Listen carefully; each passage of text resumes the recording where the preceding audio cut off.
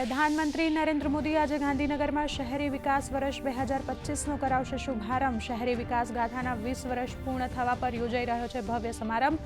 જનસભાને પણ સંબોધિત કરશે પ્રધાનમંત્રી।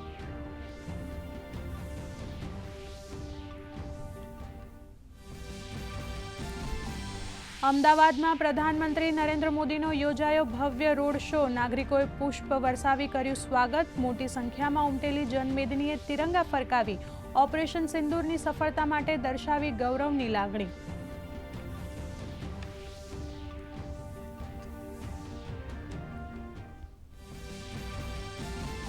કચ્છના ભુજ ખાતેથી પ્રધાનમંત્રી નરેન્દ્ર મોદીએ આતંકવાદને સમર્થન આપવા બદલ પાકિસ્તાન સરકાર પર કર્યા પ્રહાર। કહ્યું, સુખ ચેનથી જીવવાનું પસંદ તો જીવો, નહીતર અમારી ગોળી તો છે જ।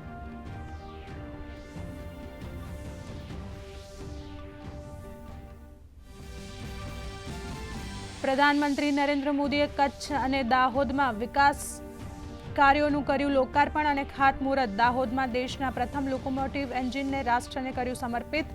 સાબરમતી વેરાવળ વંદે ભારત ટ્રેનનો પણ કરાવ્યો શુભારંભ।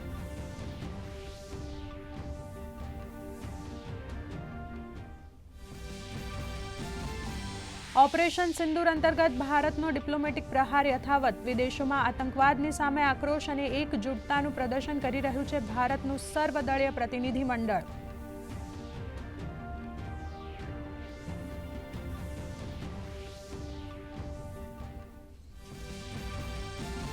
આજથી 2 દિવસના અમેરિકાના પ્રવાસે વિદેશ સચિવ વિક્રમ મિસ્રી। અમેરિકાના સરકારી વહીવટતંત્ર સાથે સૈન્ય સહયોગ, વેપાર અને પ્રૌદ્યોગિકીના ક્ષેત્રમાં થશે વાતચીત।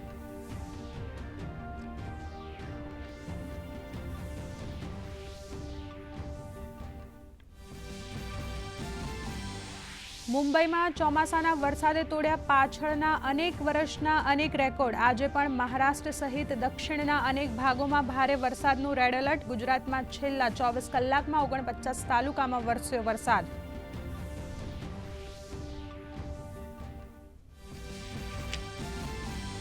અને જુનિયર શૂટિંગ વર્લ્ડ કપમાં તેજસ્વીનીએ 25 મીટર પિસ્ટલ સ્પર્ધામાં ભારતને અપાવ્યો ગોલ્ડ મેડલ। 3 સુવર્ણ, 4 સિલ્વર અને 4 કાંસ્ય પદક સાથે મેડલ લિસ્ટમાં ભારત ટોપ પર પહોંચ્યું।